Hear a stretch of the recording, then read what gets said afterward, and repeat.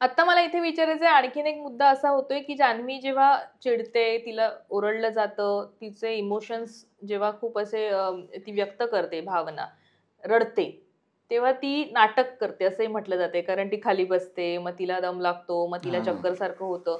हे लोकांना वाटतंय की ती फेक आहे, ती मुद्दामून करतेय, किंवा हे खरंच जान्हवी जेव्हा अशी व्यक्त होते तेव्हा तिच्या बाबतीत घडतं का? नाही, तिला लो बीपीचा त्रास आहे.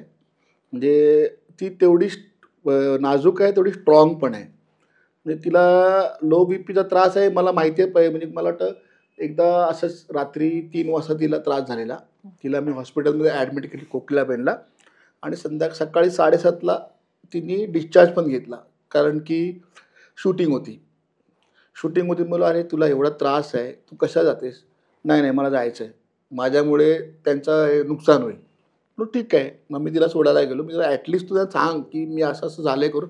पण ती सांगते त्याला काळजी घेतील माझी. तिला माहिती आहे माझी काळजी घेतील.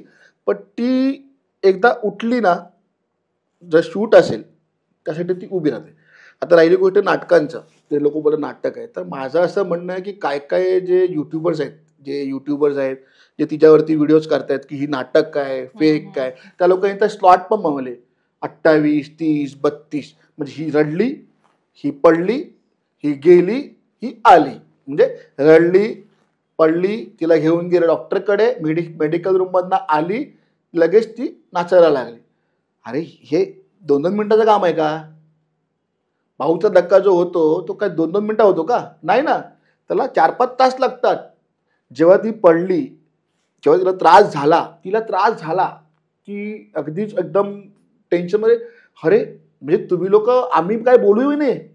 आम्ही बोलल्यावरती तुम्ही एखाद्याला सांगताय म्हणजे एक इन्सल्टच फील होतं ना, की शेवटी मनाला लागतं, अरे मी समजा काही स्ट्रॅटेजी यूज करीन, समजा मी एखाद्याला सांगत असेल असं-असं आहे आणि तेच जर त्याच्याबद्दल जर सांगितलं गेलं, मग आम्ही करायचं काय? मग आम्ही लोकांना इशाऱ्यावर बोलायचं का? मग ते तिला कुठे लागलं असणार. तर तिने धास्ती घेतली, अरे हे असं कसं झालं? म्हणजे माझं नाव अगदीच एकदम मिळालं, तर आता मी जी बॉन्डिंग बनवली आहे, ती मला हळूहळू तोडायची होती. तुम्ही एकदम तोडू नका. आणि तिच्या भावनामध्ये जाऊन ती रडली, तिला त्रास झाला, तिला मेडिकल रूममध्ये घेऊन गेले. मेडिकल रूममध्ये घेऊन गेल्यानंतर बघा तिचा बीपी लो झाला असता 100%.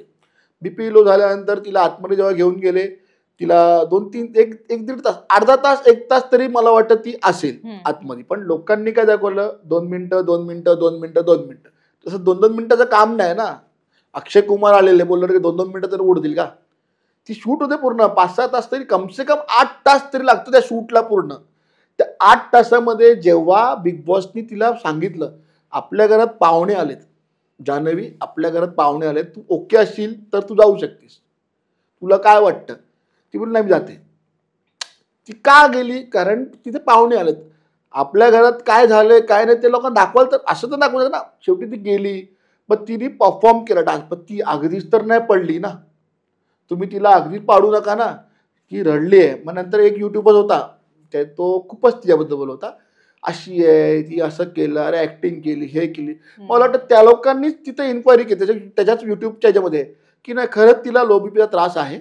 आम्ही कन्फर्मेशन घेतला बिग बॉसवाल्याकडनं. तुम्हाला संपर्क साधला गेला की बाबा हा प्रॉब्लेम आहे, आपण काय चॅनल कडनं संपर्क नाही, साधला या नाही. संदर्भात की काय प्रिकॉशन मी देऊ फक्त शकतो? त्यांचे जे नंबर्स आहेत म्हणजे आम्हाला पण कधी समजलं जेव्हा आम्ही बसलेलो, म्हणजे तेव्हा तिची आई पण होती आणि तिचे वडील पण होते समोर.